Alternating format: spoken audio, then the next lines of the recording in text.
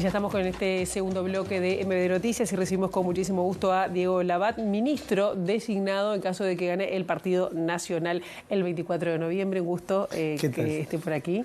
Mucho gusto, Pilar, bueno, mucho gusto estar por acá. Por favor, el gusto es nuestro. Y bueno, mucho de campaña, ¿no? Y con anuncios ayer que hubo además esta presentación del programa, pero han habido anuncios económicos. ¿Cuáles serían los principales en caso de que, bueno, gane Delgado el balotaje? A ver, nosotros, bueno, ahora en plena campaña, contentos por los resultados de la primera vuelta y ahora directo al balotaje, y yo haciendo con muchos eventos. Ayer hicimos la presentación del programa común de la coalición. Y bueno, a ver, en economía, para nosotros lo importante es sobre todo mantener el rumbo. Tenemos una palabra que para mí es clave, que es la palabra confianza. Creemos que la coalición es quien puede dar confianza a los agentes económicos para que la economía siga por el camino que está y seguramente hacer nuevas transformaciones y nuevos cambios. O sea, hay que ir, y como nosotros queremos ir al segundo piso de transformaciones, y bueno, por ahí insistimos en que seguramente hoy tenemos una economía ordenada, pero que hay que ir en un segundo periodo de gobierno a una economía. El centro de la política económica tiene que estar en tener una economía mucho más competitiva. Vemos que ahí hay que fortalecer eso. Eso tiene que ver con el cuidado de las cuentas públicas, tiene que ver con seguir abriendo la economía, tiene que ver con hacer una serie de reformas que nosotros llamamos reformas microeconómicas, que es ir a algunos mercados para darle más competencia. Tiene que ver con seguir poniendo foco en más infraestructura, en más educación. Bueno, todas esas cosas tienen que hacer al final una economía más competitiva, que es la que nos va a llevar a lo que nosotros queremos ser el país más desarrollado de América Latina. Claro, el otro día leía un informe de Moody's que decía que, bueno, que en realidad cualquiera de los dos, haciendo referencia a la confianza que usted decía, que cualquiera de los dos ministros designados, tanto por el Frente Amplio como del Partido Nacional, darían confianza, sobre todo además porque no salió la papeleta de la reforma de la seguridad social. Más allá de todo, un 40% casi, 38 y pico, 39, votó a favor de un cambio en la seguridad social. ¿Ustedes impulsarían alguna modificación a lo ya votado o acordado en este periodo de gobierno? A ver, yo digo un 60% que no apoyó esto, entonces, que no apoyó la papeleta. Y eso también hay que escucharlo, y claramente este rumbo, que yo creo que era un rumbo que era ir hacia un caos, realmente ir hacia un caos. Yo creo que los uruguayos no nos imaginamos dónde íbamos a terminar. Creo que por suerte primó el sentido común, no salió la papeleta. Yo creo que no se puede seguir discutiendo sobre lo mismo. Y por eso nosotros ahí pedimos a la oposición que diga bien claro, si quiere volver a cambiar, está bien, esto no salió, vamos por una segunda opción. ¿Qué sería? ¿Qué es lo que no queda claro qué sería? Porque yo veo varios actores de la oposición diciendo cosas distintas. Una cosa es lo que dice Odone, otra cosa es lo que dice Juan Castillo o lo que dice Marcelo Abdala. Pero en el caso del Partido Nacional, ¿piensa en alguna modificación o queda como está? A ver, la reforma de la seguridad social se hizo sobre bases de buenas prácticas que tiene la OIT, que prevén una serie de cosas. Y entre otras cosas prevén la revisión periódica a cada tanto de los parámetros. ¿Por qué? Porque puede pasar que, por ejemplo, el mercado de trabajo, con la tecnología, en los próximos años evolucione distinto de lo que se previó, o que la gente tome decisiones en su jubilación distintas, que la población nuestra se siga envejeciendo más allá de lo que se calculó. Entonces, si está previsto que periódicamente, cada 3, 4, 5 años, uno tenga que estar haciendo revisiones de los parámetros generales. Yo sí creo que hay un pilar de ahorro, que es bien importante para toda la inversión en la economía, es bien importante para el crecimiento de la economía, y eso hay que mantenerlo, y eso sí nos parece que hay que hacer. Otra cosa es, que esto yo sí creo que es importante, sí nosotros reconocemos que hay un conjunto de jubilados que sí que tienen ingresos con los cuales es difícil vivir todos los meses. Sí, hay 130.000 aproximadamente que cobran 18.000 claro, pesos. Y que hay que contemplar y que hay que tratar de encontrar soluciones. Pero una cosa es encontrar soluciones para esas personas y soluciones puntuales, y otra cosa es por eso romper todo el sistema. Es decir, nosotros me parece que por eso es la importancia de mantener la confianza y mantener la confianza en el sistema. Es decir, hoy los fondos de pensión, entre otras cosas, son responsables de buena parte de las inversiones en infraestructura, en forestales, en un montón de proyectos productivos que si no, no existirían. Entonces, eso hay que mantenerlo. Otra cosa es que hay que tomar acciones y tratar de ir ayudando a quienes hoy tienen jubilaciones más sumergidas, bueno, con mejoras, con distintas herramientas.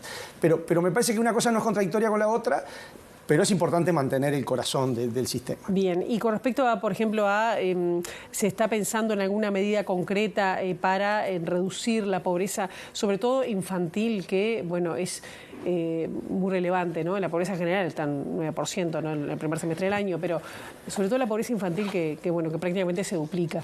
A ver, si nosotros queremos ir a ese país que nos planteamos del Partido Nacional y de la Coalición Republicana, ir a ese país el más desarrollado de América Latina, claramente tiene que ser con todos los uruguayos, y necesitamos que los niveles de pobreza que tenemos en general y en particular en pobreza infantil se mejoren, y se mejoren de verdad y en forma estructural. Entonces ahí creemos que por sobre todas las cosas hay que empezar a actuar con urgencia, dejarnos de discutir, porque yo creo que es bien claro que en los últimos 10 años la pobreza está estancada, con algún pequeño deterioro en la pobreza infantil y estancada en general. Entonces tenemos que actuar distinto y empezar a hacer cosas distintas. Hasta el 2014 se hicieron ciertas cosas que mejoraron los números de pobreza. A partir de ahí se estancó. Bueno, tenemos que hacer cosas distintas. Por eso nosotros planteamos de actuar con urgencia en educación. Creemos que hay que buscar herramientas. Nosotros hicimos algunos planteos.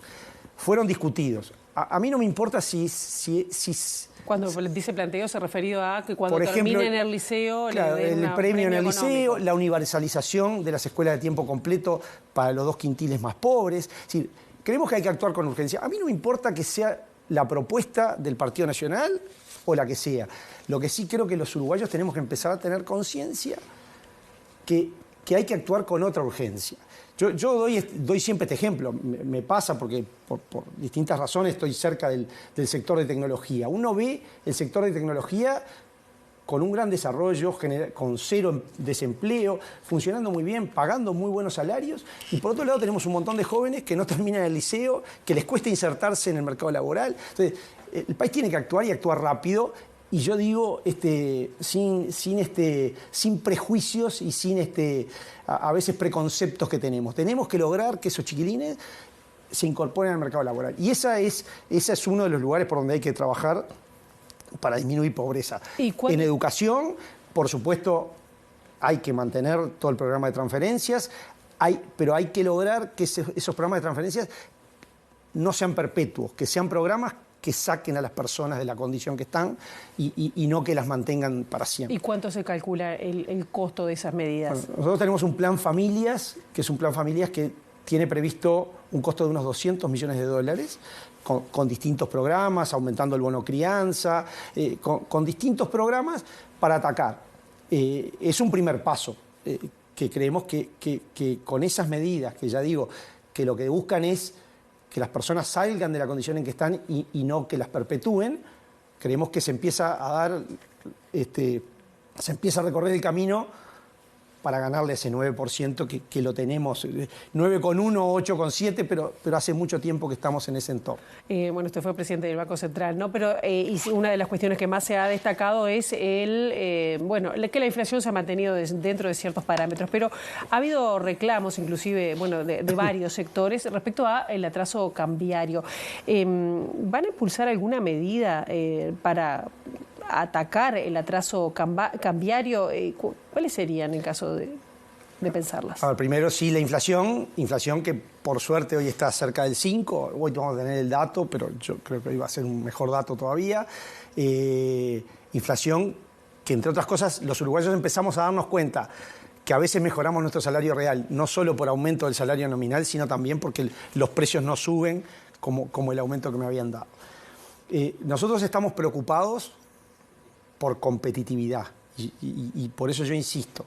A veces tenemos esta discusión sobre el tipo de cambio nominal, el valor del dólar que sale en las pizarras todos los días. Ahora, creer que la solución a todos los problemas del Uruguay pasa por ir a un régimen como el de Argentina, de fijar el tipo de cambio administrativamente, ya sabemos los resultados. O sea que nosotros estamos bien convencidos que el dólar tiene que seguir flotando. ¿Es lo mejor que puede pasar? Libre. Libre. Obviamente conocemos lo de Argentina. Las intervenciones, entre otras cosas, tienen un costo fiscal muy grande. O sea, los uruguayos ponemos mucha plata para hacer esas intervenciones que se hicieron durante mucho tiempo. Entonces, nosotros insistimos. Sí, para nosotros es bien importante trabajar en competitividad. Y ahí yo digo, tenemos que conseguir un país más barato para vivir y un país más barato para producir. Todos sabemos que Uruguay es caro. Entonces, ahí es que decimos, hay que abrir muchísimo más la economía. Abrir la economía la va a hacer más barata, la va a hacer más competitiva.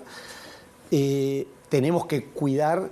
Depende de quiénes entran, ¿no? Entran y tiran abajo los productos nuestros, ¿o no? No, porque también pensemos que, por ejemplo, encarece la producción nuestra cuando tenemos restricciones a insumos intermedios que la producción industrial nuestra precisa. Uh-huh. Pero voy a poner un ejemplo. En este gobierno se hizo un montón de desarrollos en tecnología. No sé si han visto, por ejemplo, el Uruguay Innovation Hub. Hay algunas de las producciones que están ahí que a veces tienen restricciones para recibir insumos. Producciones de tecnología de punta que cuando le falta el tornillo para arreglar el robot, tienen problemas para entrar. Entonces, la apertura de la economía la va a hacer más barata. Es decir, creer que si nos cerramos vamos a competir más, creo que ese camino lo han recorrido muchos países y han fracasado. Pero más un país chico como Uruguay. Y con respecto al atraso cambiario, pienso que ha sido reclamo del sector agropecuario, pero también de la industria. ¿Está pensada alguna medida concreta para reducir esa brecha? Yo ya lo dije, nosotros vamos a mantener la flotación y como dije, durante estos 5 años me reuní, diría que cada 2 o 3 meses con la Unión de Exportadores, las gremiales rurales, las distintas gremiales empresariales y el Instituto Cuesta Duarte. Con todas hablamos de estos temas. Yo lo que digo es competitividad sin atajos. O sea, Uruguay tiene que ser más barato para producir, pero para eso hay que trabajar y tomar todas las medidas. Yo por eso decía, abrir la economía, hacer reformas en los distintos mercados, eliminar burocracia, el Estado, si no ayuda, que no estorbe. O sea, tenemos que mejorar un montón de cosas si queremos ser de verdad más competitivos. Uh-huh. No hay caminos cortos a la competitividad. Bien, nos quedan pocos minutos, pero para preguntarle, por ejemplo, con el tema del trabajo, ¿hay alguna medida pensada, por ejemplo, para el desempleo juvenil que es como un núcleo duro, ¿no? de ese desempleo?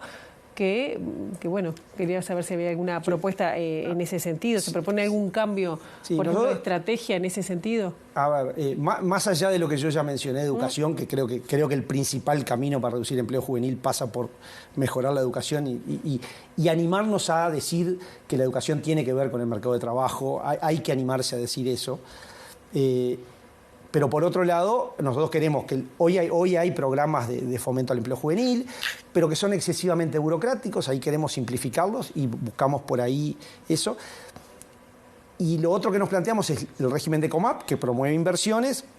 Nosotros decimos que hay 2 cosas que tienen que ser prioridad en el próximo periodo. Hay que rediseñar algunos incentivos y hay 2 cosas bien importantes, que son empleo juvenil y descentralización.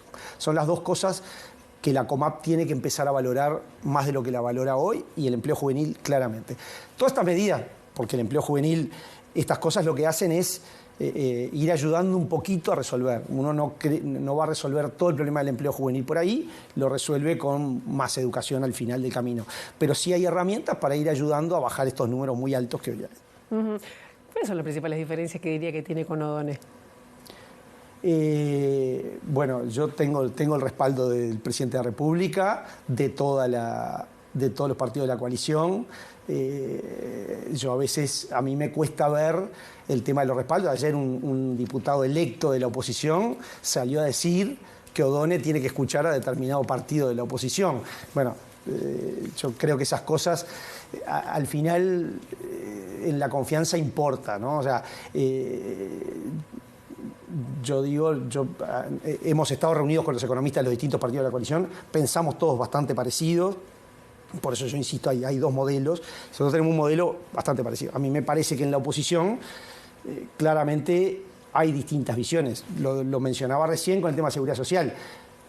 Yo escuché a O'Donnell ayer hablar de lo que plantea y es muy distinto de lo que antes de ayer decía Juan Castillo. Entonces, bueno, una cosa es si hablamos de Gabriel O'Donnell, otra cosa es si hablamos del partido de la oposición, que creo que no piensan todos iguales, y ahí es donde a mí me cuesta, no quiero poner palabras mías de otros, me cuesta ver que haya confianza para construir para adelante. Creo que en otros momentos la oposición tenía ciertos cortafuegos, tenía el ministro Astori, tenía otros actores que eran cortafuegos. Hoy yo eso no lo veo y por eso digo, la confianza está al lado de la coalición republicana. Creo que el modelo para que el país siga este ritmo de crecimiento, la economía va a terminar creciendo un 3,5%. El año pasado crecimos muy poquito, después de la pandemia costó y la economía está bien, pero no está en el auge. Hay espacio para seguir creciendo, pero sí hay un rumbo que ha permitido mejorar el salario real hay un bastante. Rumbo, pero sigue el desempleo, hay un nivel de pobreza que no se ha tenemos bajado. El menor nivel de desempleo desde 2014, estamos en desempleo en 8,1. Se crearon, más allá de que discutan, también... Claro, ahí, más allá que dice que, o el Instituto en realidad de Economía dice que bueno, que cambiaron... Sí, que en realidad se cambió la metodología y que no son tantos, pero sí reconocen que se crearon empleos. Y no nos olvidemos, porque a veces miramos la foto. En el periodo anterior, el gobierno de Vázquez, se perdieron 50.000 empleos y ahí no había cambio metodológico. El 2018 y el 2019 terminaron con caída de empleo, con aumento de la pobreza, con aumento de la desigualdad, y esos son números. Si no hubiera estado la pandemia, no hubiera cambiado el gobierno, ¿qué hubiera pasado en el 2020? ¿Cómo seguía esa película de una economía que estaba totalmente parada? Entonces, yo creo que la confianza es fundamental, nosotros creemos que hay un rumbo. Este gobierno al principio tuvo la pandemia, hemos empezado a crecer lentamente, pero la economía tiene un rumbo. A mí hay dos indicadores que me gusta mostrar y contar. Es decir, hoy, la confianza de las empresas, el 88% de las empresas dice que el clima de negocios es bueno o muy bueno. Los consumidores, trabajadores, jubilados, todos nosotros, la confianza del consumidor está en los mejores niveles desde hace muchísimos años. Entonces, eso nos permite mirar y ser muy optimistas para adelante y ir al rumbo que la economía tiene que tener. Diego Labat, muchísimas gracias. Muchas por estos gracias. minutos.